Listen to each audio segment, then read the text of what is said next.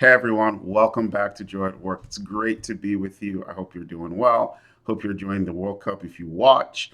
I'm here rocking my Nigerian jersey, even though they're not in the World Cup. But hey, it's part of the fun, it's part of the experience.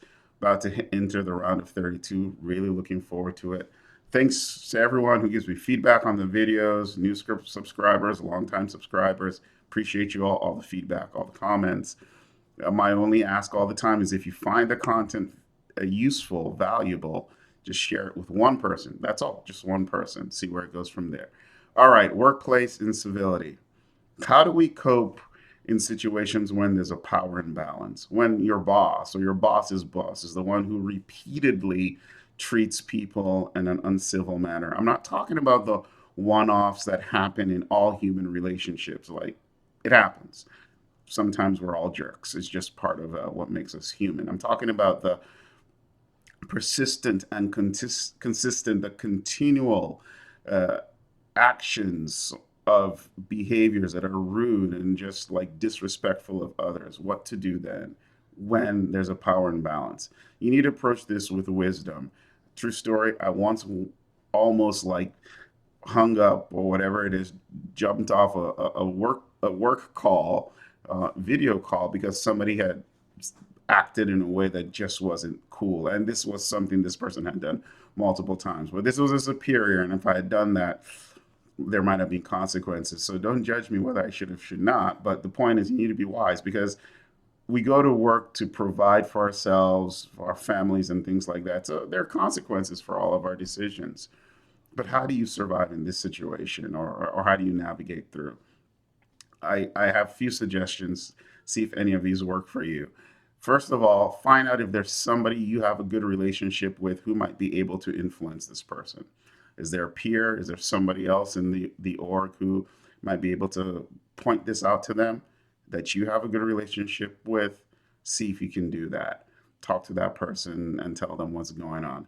I also say find allies because sometimes understanding how others are responding to this situation who might be experiencing it can give you some great ideas on what to do, maybe how to show up differently, how to modify your interactions, unfortunately, so you can avoid getting experiencing it from this individual. I always say when it becomes consistent and constant, you want to document it. You just really want to document it. You want to keep record. Unfortunately, in my viewpoint, you want to keep record and just capture when these things happen. There's also an aspect of reframing here. Remember, when somebody acts like a jerk, it's not about you, it's about them. Every time they do something that is uncivil towards somebody, it's a referendum on the kind of person they are or the kind of person they're trying to be. It's not about you.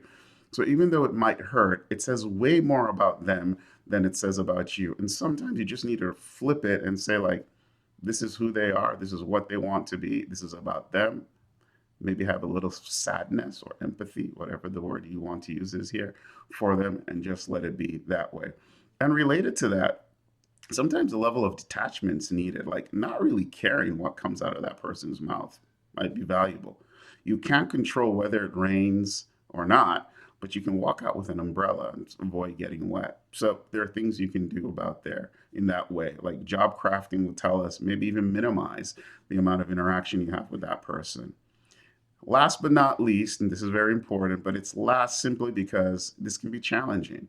But if the environment supports it, the context allows for it, and this person has no intent to change, then maybe exit's the only option. It may not be exiting the company, it might be exiting to work in a different group or doing something different. Many companies as well have ways to report bad behavior.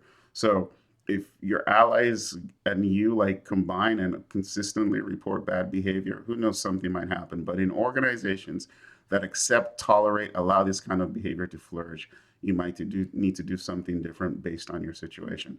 So that's it. Tell me what you think. Again, thanks for stopping by and watching this video.